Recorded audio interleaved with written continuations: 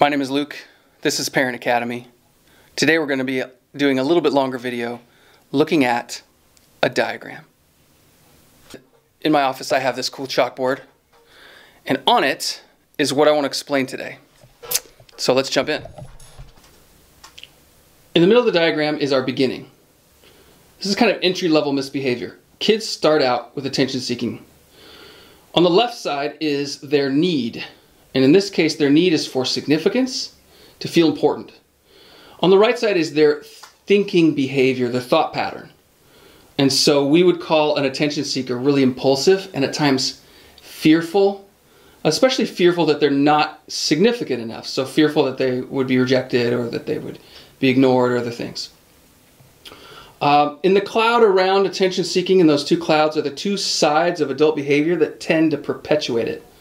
On the one side are parents or adults who appease and rescue those kids, give them what they want, and solve the problems that their bad behavior creates.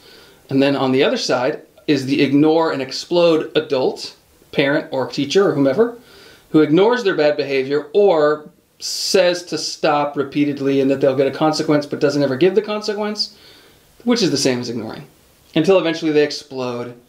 Both of those behaviors on the adult's part actually reinforce the sense that they are not significant and make the attention-seeking impulsive behavior even worse.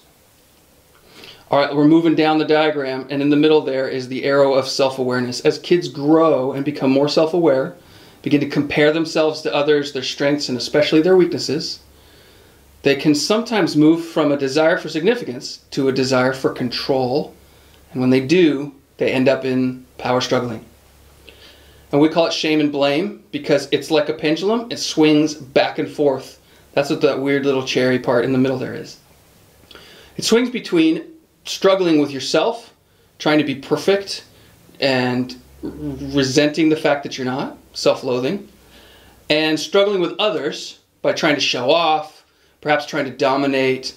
People who power struggle are often either very successful, but they can't really connect in a meaningful way to others, or they can be very destructive. A classic dominating behavior is what we call bullying, or what is commonly called bullying, which is targeted aggression.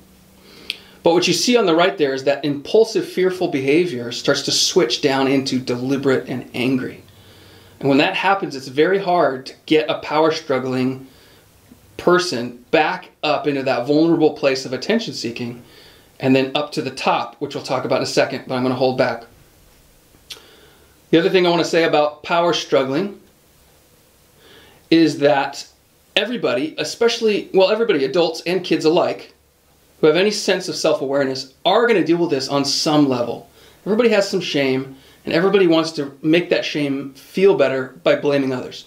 It's a pendulum that everyone struggles with, but to the degree that you do, the more that you do, the more unhealthy your relationships are going to be, the more unhealthy your relationship with work is going to be, and that's going to be really difficult. And we see it intensely in school, mainly because we just see so many kids in really vulnerable places.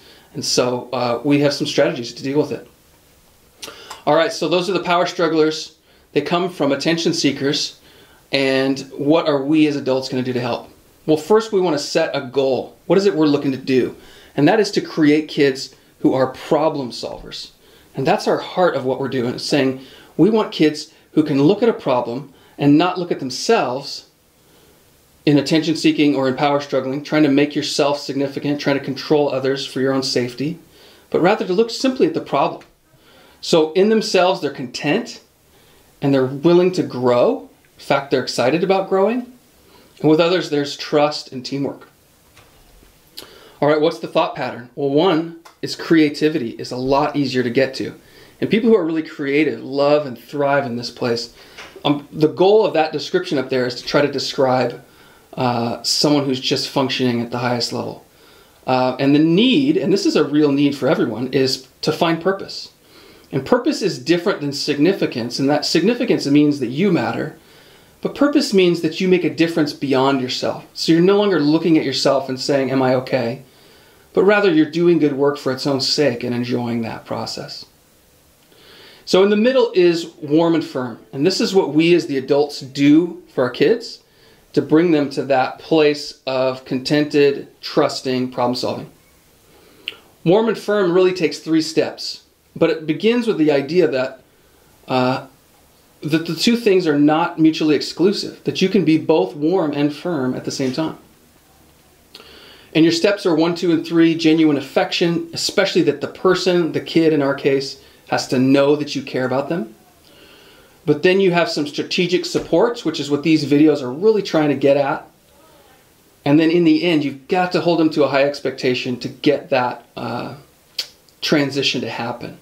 If you don't hold them to high expectations and you stay in that level 1, level 2 area of warm and firm, what you really end up doing is getting back into that appease and ignore situation, which creates a lot of insecurity. And that's what we want to avoid. So that number 3 is critical, but you can't get to number 3 without 1 and 2. All right, that's a ton of information. I hope it's helpful. You could look at that diagram all day. Well, you probably couldn't, but I certainly can. In fact, I do. Trying to make it better, trying to make it helpful for our kids. And next time what I'll do is go over the list that's to the left there of the diagram of some of the strategies we use to help kids move their way up with that step 2 strategic support. All right, my name is Luke. I hope this helps as we're building kids who are resilient, problem solvers, who are content with themselves and love to grow, are able to trust others and work as a team. Take care.